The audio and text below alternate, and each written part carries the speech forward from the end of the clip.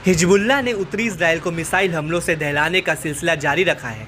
21 अगस्त 2024 को लेबनान के इस्लामी प्रतिरोध ने इजराइल पर कत्यूशा रॉकेटों की बौछार की।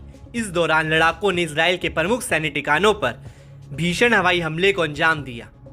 समूह ने दावा किया कि लड़ाकों ने कब्जे वाले सीरियाई गोलान के स्नोबार बेस को भी निशाने पर लिया। गाजा के समर्थन में उत्तरी इजराइल के हमले शुरू होने के बाद से ये स्नोबार बेस पर हिजबुल्लाह का दूसरा हमला है।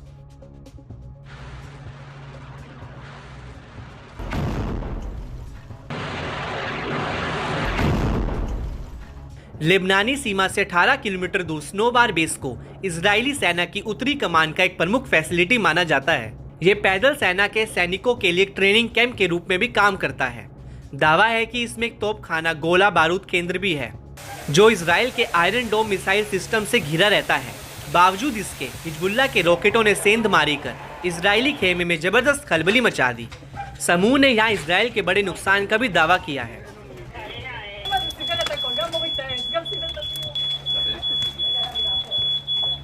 हिजबुल्लाह दक्षिणी लेबनान खास तौर से बीट लीफ पर इजरायली हमले से तमतमाया हुआ है।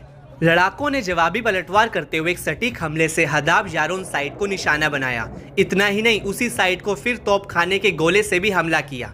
इसके अलावा हिजबुल्लाह ने जेरिट मिलिट्री एयरपोर्ट के पास इजरायली सैनिकों की एक टुकड़ी पर भी हमला किया। इजरायली मीडिया ने हिजबुल्लाह के हमलों की पुष्टि करते हुए बड़े हमले की जानकारी दी। लेबनान से उत्तरी इजराइल की ओर 60 से ज्यादा रॉकेट लॉन्च किए गए। इससे 5 से ज्यादा इजरायली घायल हो गए, जबकि गोलान हाइट्स की कैट्जरीन में कई इमारतों को नुकसान पहुंचा। खास बात है कि हिजबुल्लाह इजरायली सैन्य ठिकानों के अलावा रिहायशी इलाकों में भी हमले कर रहा है। हिजबुल्लाह ने कैट्जरीन और गोलान हाइट्स में नागरिक आबादी के पास रॉकेट बैराज से हमला किया। आम इजरायलियों पर हमले होने से इजरायली पीएम नेतन्याहू के लिए मुसीबत बढ़ गई है। हिजबुल्लाह के हमलों से उत्तरी इजराइल के हजारों घर तबाह हो गए हैं। सायरन की आवाजों के बीच लोग डरे और सहमे हैं। दावा है कि हिजबुल्लाह कमांडर फवाद शुक्र की मौत के बाद से हिजबुल्लाह ने पहली बार इजराइल को इतनी बड़ी चोट पहुंचाई है। जंग शुरू होने के बाद ये पहली बार है जब हिजबुल्लाह ने नागरिक बस्ती को सीधे निशाना बनाया है।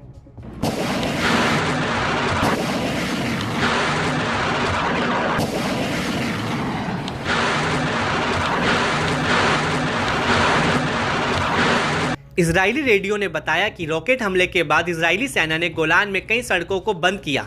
इस बीच कैट्जरीन में इजरायली निवासियों को सुरक्षा के लिए बॉम्ब शेल्टर्स में रहने की सलाह दी गई। इजरायली मीडिया रिपोर्ट्स में कहा गया कि अग्निशमन दल कैट्जरीन में जमीन पर है, जहां सीधे हमलों के कारण आग लगी है और चोटें आई हैं।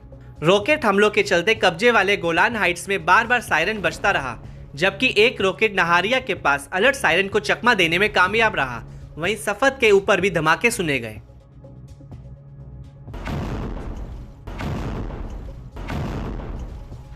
कैट्जरीन में हिजबुल्लाह के हमलों के बाद पूर्व इजरायली पीएम और विपक्षी नेता यायार लैपिड ने सोशल मीडिया पर एक मैप पोस्ट किया है। इसमें इजराइल के उन इलाकों को दिखाया गया है जहां सायरन बज रहे थे। उन्होंने कहा कि देश के उत्तर में एक दिन और अब कैट्जरीन शहर में सीधा हमला, सरकार ने उत्तर खो दिया है। वहीं गोलान रीजनल काउंसिल के प्रमुख ने प्रतिरोध के हमलों से लगी आग के पास वीडियो पोस्ट किया, जिसमें उन्होंने कहा कि ये एक नई सच्चाई है। इजरायली सरकार को इसे जल्द से जल्द खत्म करना चाहिए। उत्तरी इजराइल के लोग बीते 10 महीनों से अपना असंतोष जता रहे हैं। इजरायली सरकार उत्तरी बस्तियों पर हमलों को रोकने में फेल रही है, जिससे पीएम नेतन्याहू और उनकी सरकार सवालों के कटघरे में है।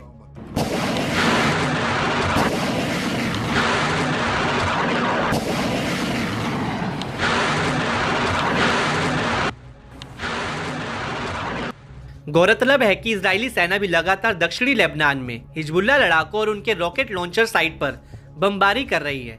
बताया जाता है कि पिछले साल अक्टूबर में संघर्ष शुरू होने के बाद से लेबनान में 600 से ज्यादा लोग मारे गए हैं, जिनमें 400 से ज्यादा हिजबुल्लाह लड़ाके हैं, तो वहीं 150 से ज्यादा आम नागरिक भी शामिल हैं।